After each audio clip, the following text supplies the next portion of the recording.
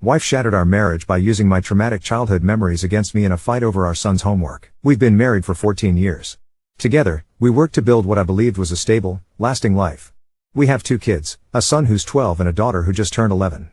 They are my entire world. When I look at them, I feel a kind of love I never knew existed. Honestly, I never felt anything like that as a child myself, which is something my wife has always known, even though it took years before I could admit it out loud.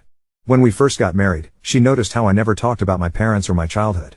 She'd tell me stories about her own upbringing, warm holiday memories, how her parents decorated the house, sibling squabbles that turned into funny family legends. I always just nodded and smiled. She told me repeatedly that she wanted to understand me more, to really know me. Over the years she kept gently pressing, until one day she begged me to open up. 7 years ago, I finally told her everything. I told her I was never wanted, never meant to be here.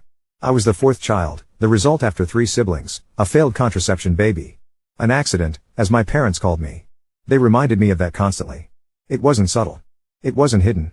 They'd speak it out loud in front of me, over and over. I told her about the amusement park day when I was 9, the day they tried to get rid of me. They left me, on purpose. Even at 9, I knew.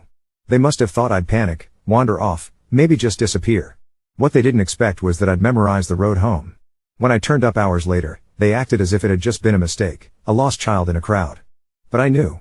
I will never forget what that felt like. I told her about the night my father wrapped his hands around my throat, squeezed until my vision narrowed and my world went dark at the edges. I couldn't breathe. My head felt like it would burst.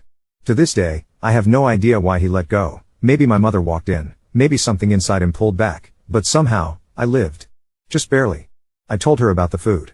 How some nights everyone else ate and I sat there watching, not because we were poor, but because they excluded me. If there was something good, a treat or dessert, they'd divide it among themselves, leaving nothing for me. I'd sit there, stomach gnawing, pretending not to exist, while they laughed amongst themselves. I told her how they never missed a chance to remind me I was only an accident. My parents said it. My siblings picked it up. It was the household joke, that I wasn't supposed to be here.